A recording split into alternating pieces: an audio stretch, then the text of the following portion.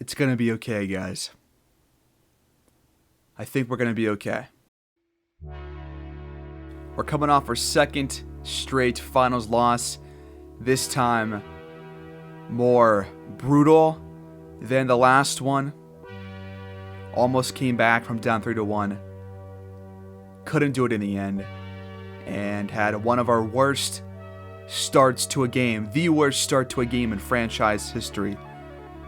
Reminds me of those play-in tournament days when we got blown up by the Hornets by so much in the first half. But somehow the start to Game 7 of the finals was really terrible, and no one could have ever seen that coming. But we're back. So welcome back to the NBA 2K22 MyNBA expansion series with the Scouts. And I think it's time for us to take that transition phase, that leap into what I'm going to call our revenge season. We're going to come in swinging, get off to a hot start, and continue that hot start in this new season all the way through. We're going to get our championship this next year, I'm sure of it. But first, we have to make a lot of tough and financial decisions. The first of which you guys have pointed out, and I've been thinking about for a couple of episodes now, is the cap hit of Jamal Harris. Now, I did play him at small forward for about half of the finals. He is a power forward, though, so I put him back to his initial position. We're going to try and trade him today. We will also try and trade Miles Bridges, which in total should clear us up about plenty of cap room, about $47 million, $48 million in cap room if we can ship both those guys off. That's not including whatever player we get in return for that. We also have to accept these player options, or these team options rather, on several players. We have to re-sign Ronnie Jordan and Roy Valentine, which will both get paid much more than they're getting right now. So we have some tough decisions for us right now, and I actually don't know what I want to do first. I don't know if I want to do the draft first or the trades first. We'll see. I have a couple of players on the draft board. Two guys really in particular that I would like to draft to be a decent backup player. But without further ado, let's advance and officially get into the offseason, guys. It's time for us to really put together the winning pieces. First off, player retirements: Tobias Harris, Oladipo, Dame, Nurkic, Otto Porter. Couple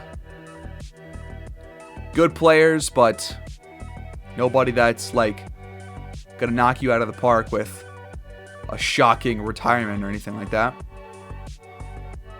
Dame will make the Hall of Fame. 23 points per game in his career, 1,230 games played. And Portland will indeed retire his jersey. He did return there after being gone for a couple of seasons. The draft lottery, we don't have any dog in this fight, so I'm just gonna skip it, and we'll see the results afterwards. There's no point in making us wait.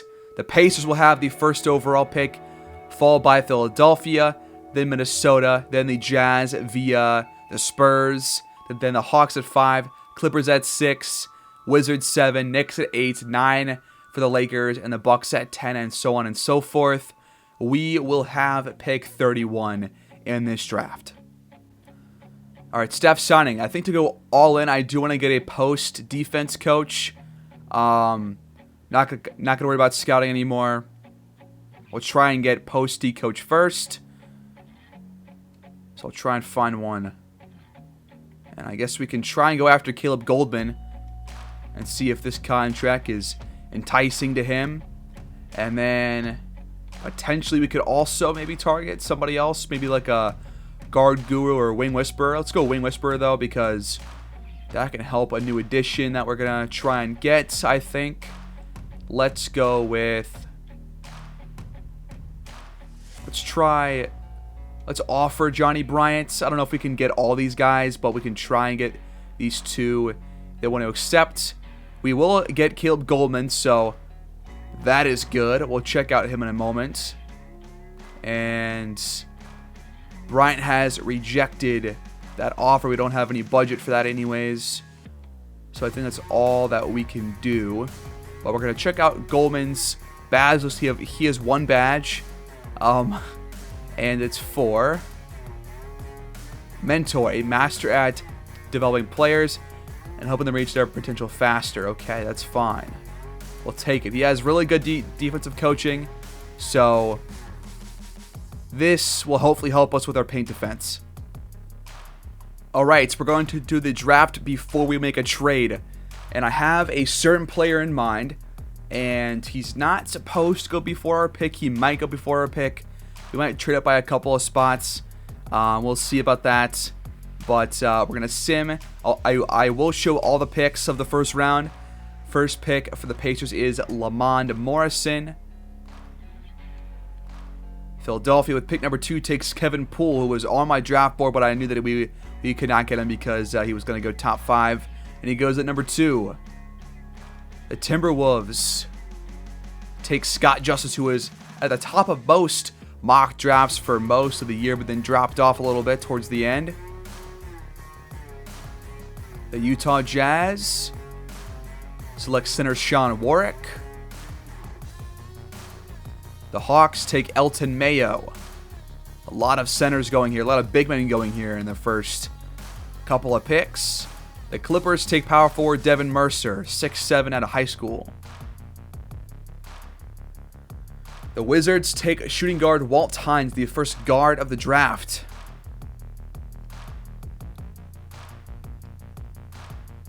The Knicks take point guard Dana Riley out of high school, 6'2". The Lakers take power forward Victor Banks out of Pacific. The Bucks pick 10, take BJ Harrison, shooting guard out of Michigan.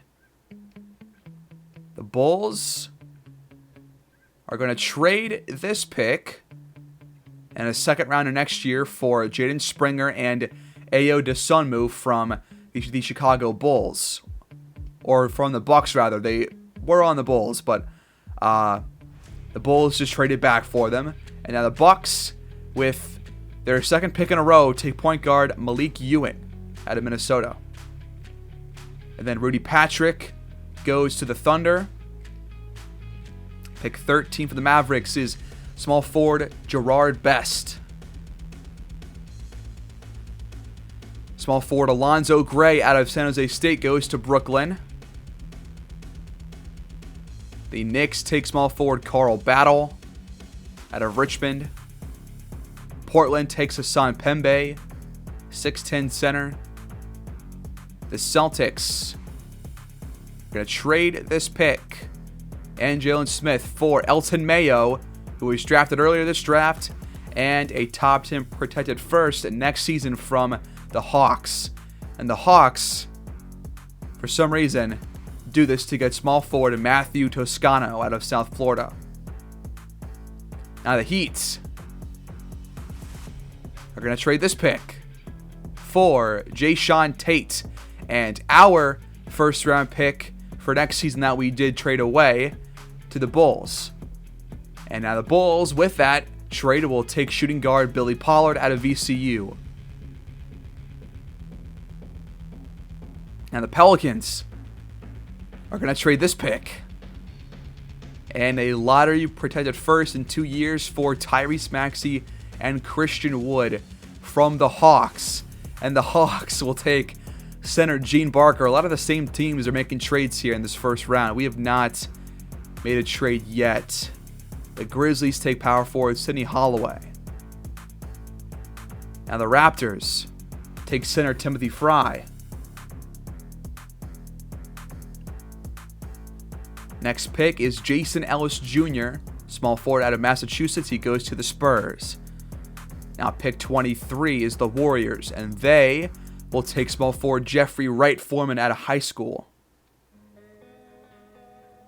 And the Hornets will take point guard Dwight Outlaw out of high school. We are a couple picks away. The Jazz take shooting guard Willie Higgins. I think that we're going to get our guy. I might trade up like 2 spots, though. The Magic pick small forward Stacey Weaver. I think right now I'll trade up because the guy that I want is a small forward. So we'll try and make a trade here with the Rockets, who are now on the clock. We actually can't trade because we traded our pick from last year, I guess, and there's the whole Stepien rule, so we can't actually trade up. And that's not who I wanted, obviously. So hopefully nobody takes him. That's not him. Aaron Weber goes to the Cavaliers. The Lakers are now on the clock, and they take power forward Lambros Giannou out of Hungary. Not who I wanted. Now do the Pistons, one of our rivals, screw us over here. Or screw me over, rather, because you guys don't even know who I'm going to take. They don't. They take Cliff Harris out of China. And now we are on the clock, so glad I did not even trade if I could have. So the guy who I wanted, who could be a good option off the bench at probably power forward, is Antonio Graves. And it's because he's 6'8", same height as Jamal Harris, but he's 238, which means he weighs over 30 more pounds than Harris does. Harris is a very undersized power forward. We were playing a small forward, and he was still undersized there. So Antonio Graves off the bench could give us plenty of options at even shooting guard. If that's, I would never do that, but he could play shooting guard. He can also play power forward. He's a really good inside scorer. Not much of a shooter, which is fine, because we'll have shooters off the bench with him. He's got B post defense, C+ defense on the perimeter. That's decent for a power forward, I think. Not a good rebounder, but it's fine. He's a good athlete, good basketball IQ potential. Doesn't really matter right now. And his ceiling is all NBA, and his floor is starter. He's a great dunker, a great finisher overall. He could be quote unquote something in this league. Good at holding his spots. Most guys can't move him if he has established himself inside. So that's pretty good. And he does have 1 badge for finishing, grace under pressure. So we're going to select him right now. There he is, Antonio Graves. Welcome to the Scouts. And we'll see if this will be a help to us. And now the Sonics, the last pick of the first round is Will Parks, point guard out of France. I don't believe we have a second. If we do, I'll just sim to it.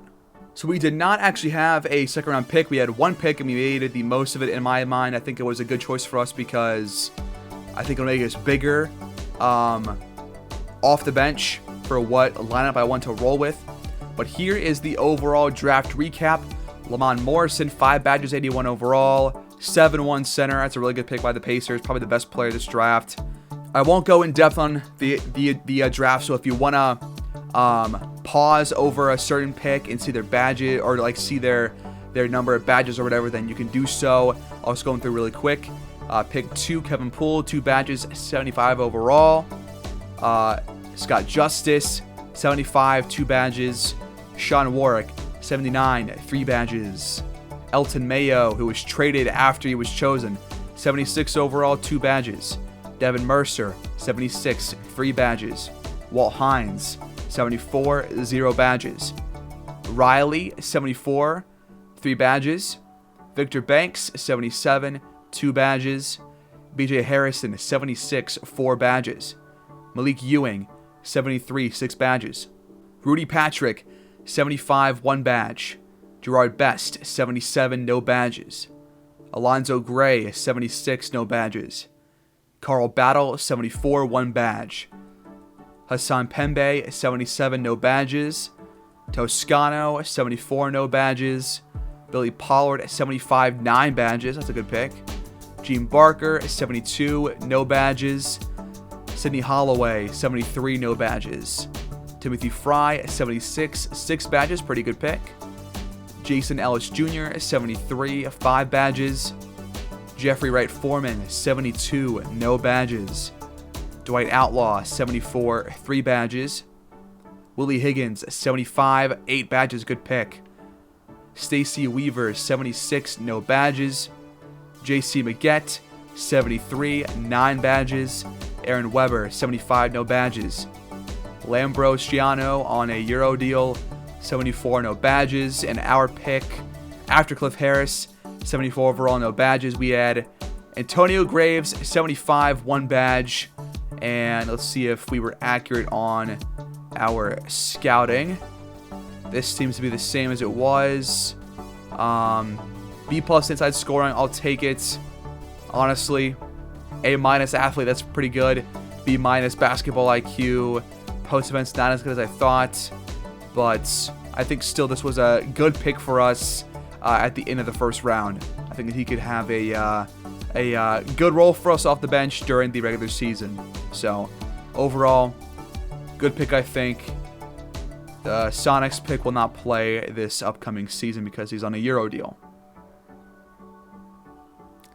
In the second round, any surprises here? Couple 75s. I'll scroll through these more quickly.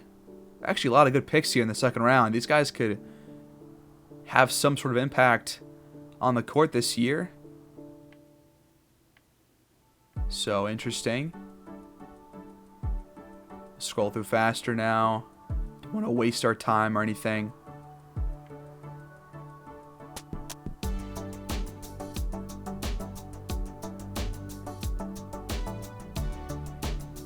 Okay.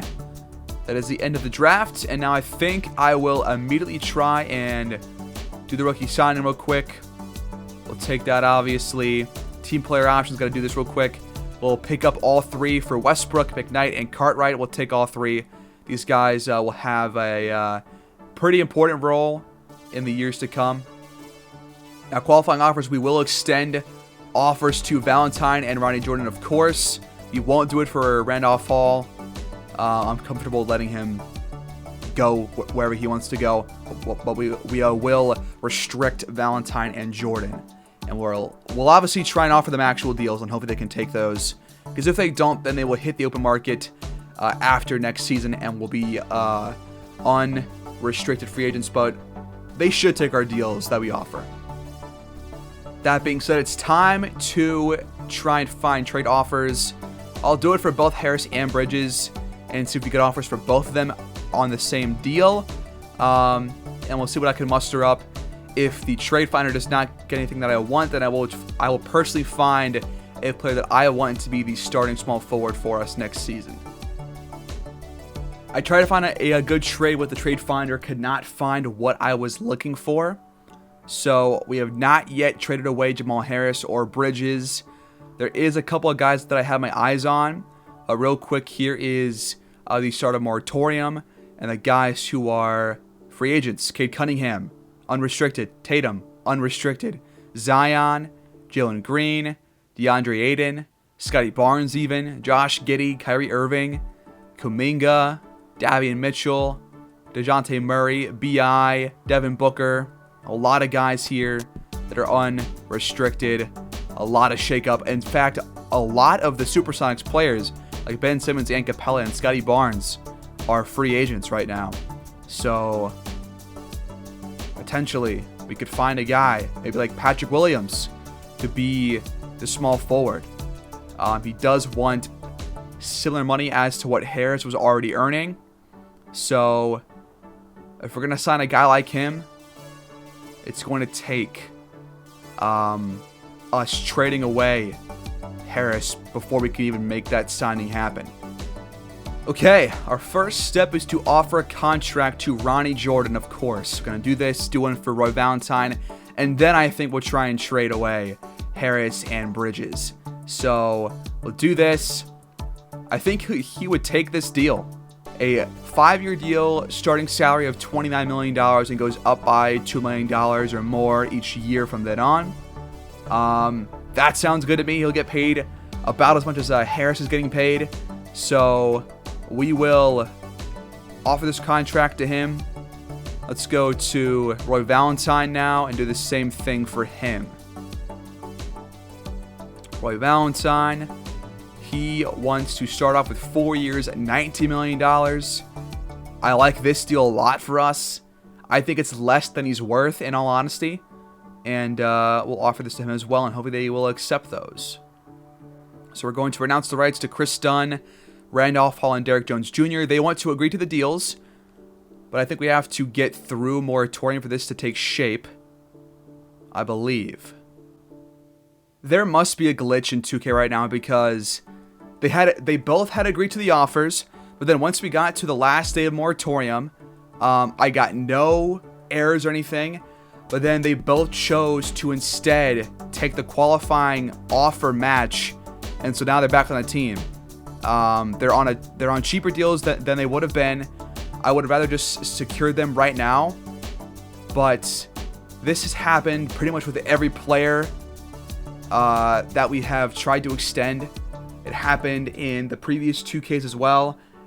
I think we have to just do this mid-season during this upcoming year. I'm sorry about this. I wish that 2K wasn't like this, but I really could not do anything. They always choose to take the qualifying offer instead of the massive deal that I offered both of them.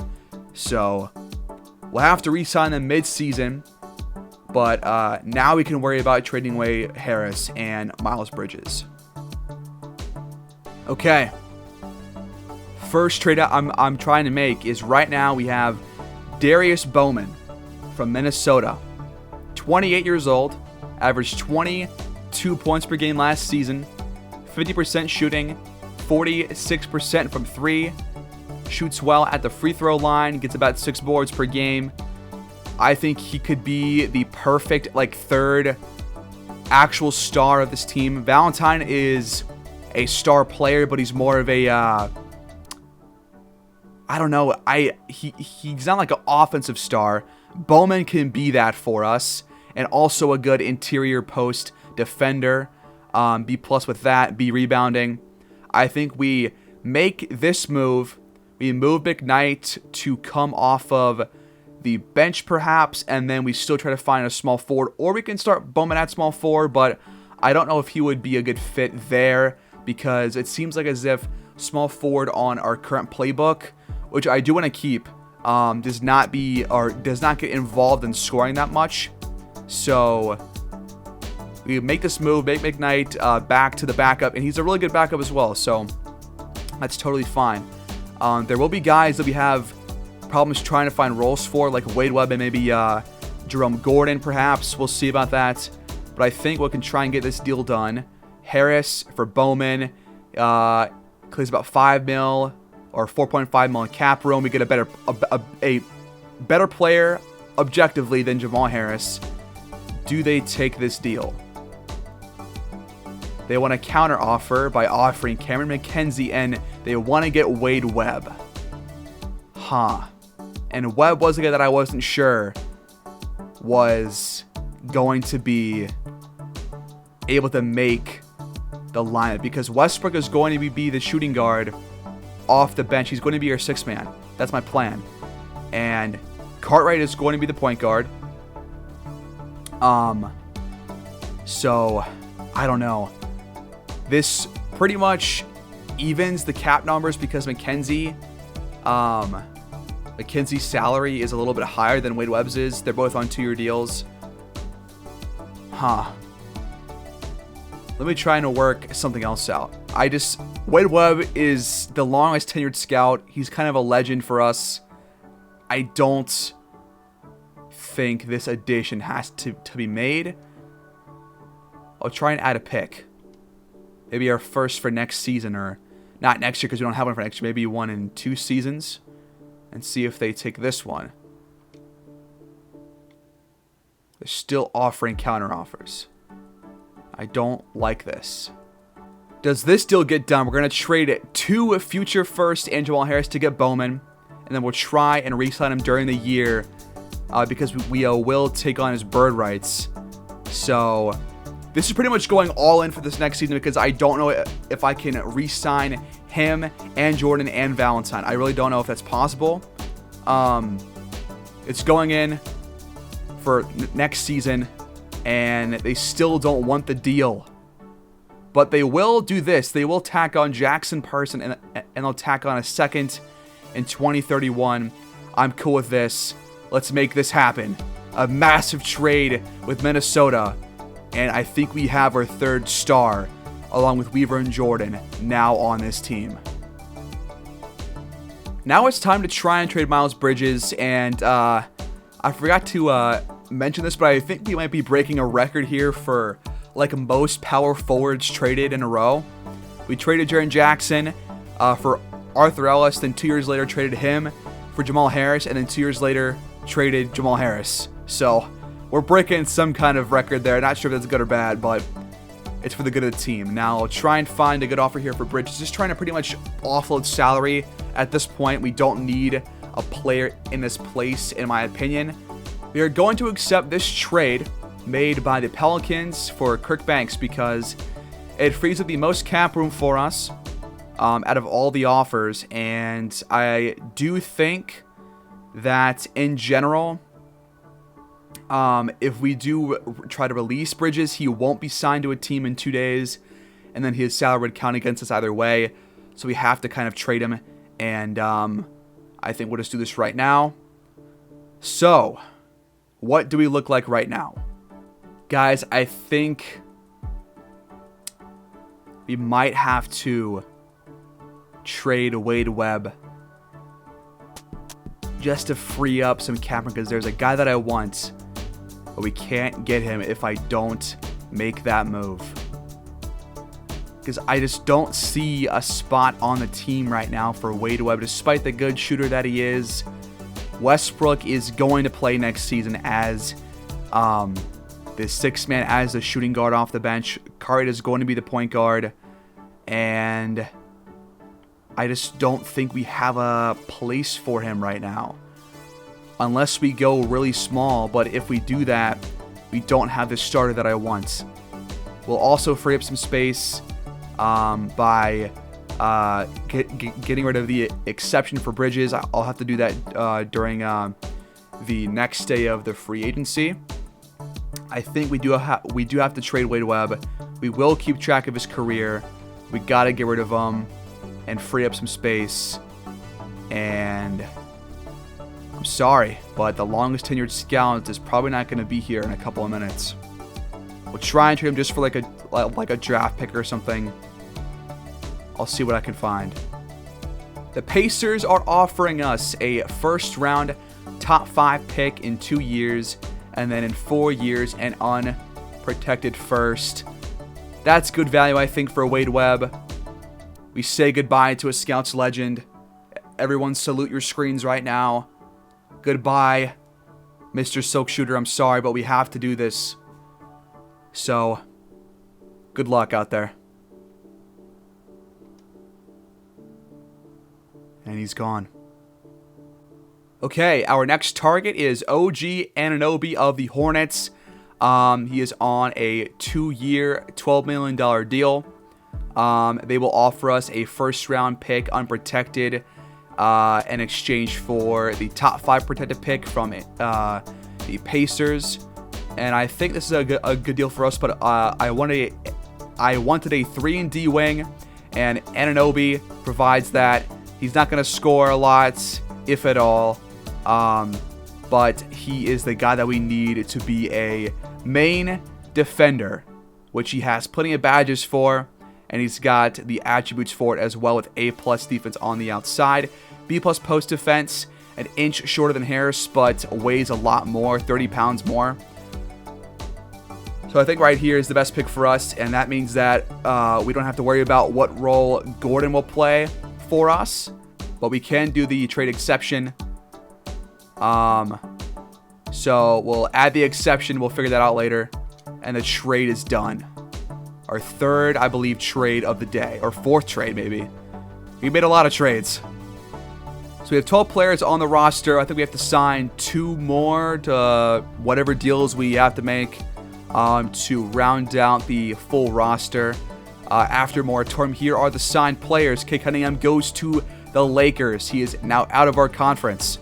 So Hal Adkins loses his best friend. Tatum goes to Washington. Zion goes to Milwaukee. Jalen Green goes to the Hawks. Aiden returns to the Suns. Scotty Barnes leaves the Sonics for Golden State. Josh Giddey goes to the Heat. Kyrie returns to Philadelphia. Kuminga back to the Celtics. Mitchell to the Clippers, and so on and so forth. I'll scroll through these a little bit. Capella goes back to the Rockets. And here are all the deals. You saw Ronnie Jordan there and Valentine, who for some reason just did not take the big offers that we gave. I'm not really sure why. We're going to renounce the rights to Wade, Webb, and Bridges to get rid of their exceptions. And now we are barely under the cap. And I think that we really did improve this team. I'm not going to worry about making signings until later on because the guys that we're going to sign won't play. So who cares? We will check the signings, of course, afterwards. But I am excited for this new team, man. I'm really excited. We improved, I think, a lot for the backups and for the starters. So here are some other moves here. There's Malcolm Conley, $20 million deal for the Suns. The Spurs get Alfonso Cortez. Nando Mané goes to the Hawks. Jesse Harden, $20 million. Other bigger deals. Let's find some players that we know. We did skip a lot of time there, so Deion Gilmore goes to the Bulls. We know about him. Let's see. Wendell Carter goes to the Rockets. The Sonics have re-signed Corey Banks to a 1-year, $13 million deal. The Spurs re-signed Cole Anthony 3 years, $63 million. Cavs re-signed Colin Sexton 3 years, $75 million. The Sonics replaced Capella with Isaiah Stewart 4 years, $110. Willie Fuller re-signed by the Bucks 4 years, $125. Patrick Williams 4 years, $132 for the Pacers. Marty Fisher re-signed to the Pistons. Booker goes to the Warriors to join Scotty Barnes. B.I. goes to the Sonics. Oh my God. And they also brought back Ben Simmons on a 5-year, $200 million deal. Holy shit. That is absurd. Jamal Murray goes to the Pistons. He is the Cade Cunningham replacement. DeAndre Hunter goes to the Trailblazers. Wow. Capella, we saw, went to the Rockets. Okay, we're back where we started. Okay, player progression.